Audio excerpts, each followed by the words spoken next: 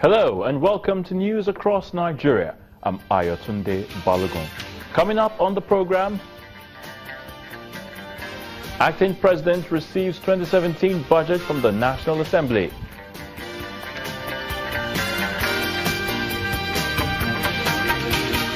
Suicide bombers strike again at the University of Maiduguri, Borno State.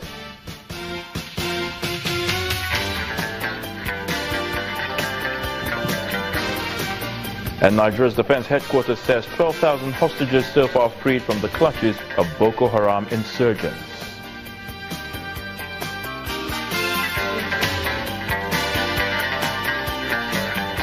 The acting president, Professor Yemi Osinbajo, today received the 2017 appropriation bill from the National Assembly 1 week after it was passed by the lawmakers.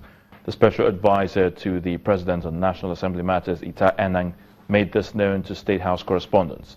Now, the senior special assistant to the acting president, Mr. Laolu Akonde, also confirmed the development via his Twitter handle.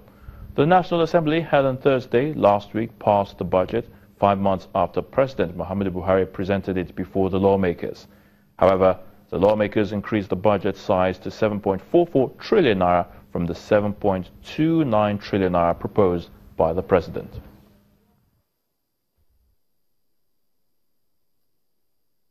The budget, as passed by the National Assembly, has been transmitted to the acting president, and I have just delivered it. And please let me use this opportunity to clarify a question that was raised erroneously. The position is that the acting president has the power of the president to assent to bills, and he will assent to this bill when the processes are completed. The acting president had assent to previous bills on the 3rd of February, and there were about 7 or 8 of those bills. And on the 7th of February, the bills he did not agree with, including the lottery bill and the 2 other bills, he wrote to the Senate and the House of Representatives stating that he withholds assent to it. He has all the powers of the president as acting president. Special advisor to the president of National Assembly matters, Ita Enang. Now, the war against terror in the northeast of the country is being given the highest priority by the military. Now, the officers and men who are prosecuting this war are in Jos in Plateau State to brainstorm and share ideas on how to defeat the insurgents and bring lasting peace to all the communities in the region. But this cannot be achieved if the necessary cooperation from the civilian population, the government, and indeed other interest groups are not guaranteed. It's a well-attended event, and present here are senior military officers, plainclothes security operatives, and various senior government officials. Of this range of factors, the reason they are all here at the National Institute for Policy and Strategic Studies, NIPS, in Kuru, Plateau State, is to find new ways of fighting insurgency in the northeast.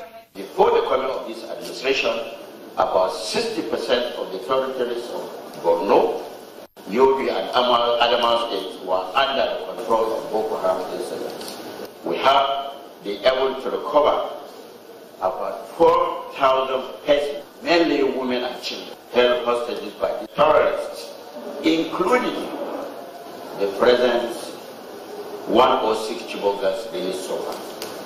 The minister's worries are well taken, but the Chief of Defence Staff believes that the solution lies in having a more harmonious relationship between the military and the society. The nation's development has been hampered by the range of security challenges bedeviling the country, thus necessitating the deployment of the military across the various trouble spots to provide aid to civil authority. For the governor of Plateau State, even though his state is not among the northeast states heavily terrorized in the past by Boko Haram, he says once there is harmony in one neighboring state, it rubs off on the others. As we seek to maintain a seamless harmony in both working environment and our civil existence, we will be creating a conducive environment for progressive partnership, A reminder to the very fact that in our current travail of insurgencies, crisis and insecurity lies the true and inherent reality of creation, which reminds us of the benefits of understanding and friendship for enduring peace. The meeting has identified the need for the military to be more coordinated in the fight against terror. Also build new relationship between the military and the society, and then, of course, provide the right training for officers and men in the theatre of war, such that the promised peace in the northeast will be achieved.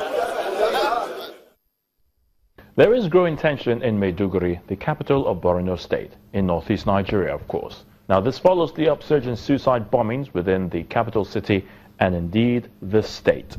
Last night, another bombing occurred in the University of Maiduguri, killing only the suicide bomber. According to eyewitness accounts, at about 11:50 p.m., 3 male suicide bombers with IEDs strapped to their bodies gained entry into the premises of the University of Maiduguri. In an attempt to enter the female hostels, they were intercepted by security operatives. One of the bombers detonated his IED vest, killing himself instantly. The other 2 bombers detonated theirs near a construction site also within the proximity of the university premises, killing themselves alone. Now, 3 university security personnel were reported injured.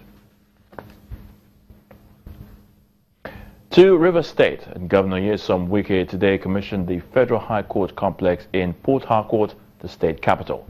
The building, which he describes as the newest and finest edifice built by any state government, is meant to ease the administration of justice in River State. It's the biggest gathering of members of the bar and the bench in Port Harcourt, River State. They are all here to give backing to the state government for achieving a feat which they say many state governments have not been able to attempt.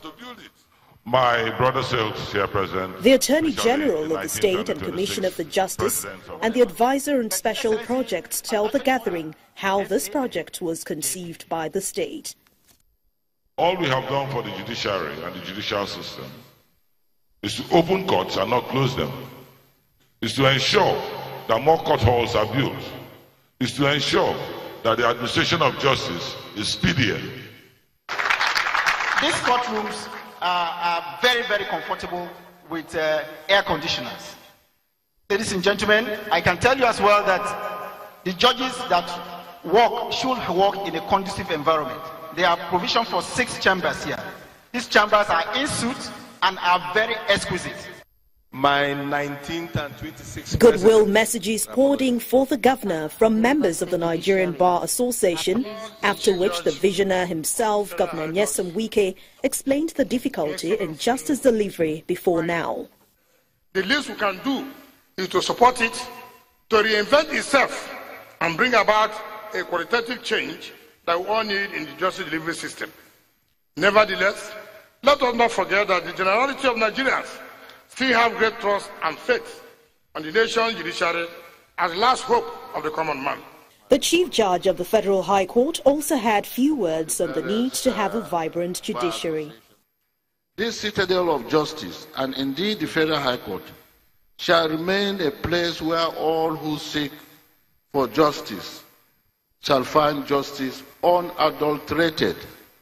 And then the official commissioning of the complex. I commission it in the name of God the Father, the Son, and the Holy Spirit. After that, the dignitaries inspect the facility, which has 6 courtrooms, with each having a capacity of 70 people and other inner officers. Justice delayed is justice denied, and this appears to be what the River State government is trying to avoid as it seeks to ensure that justice is delivered efficiently and quickly for the good of the people. When we come back after the break, the Kogi State Governor meets with the governing councils of the state tertiary institutions. Join us again.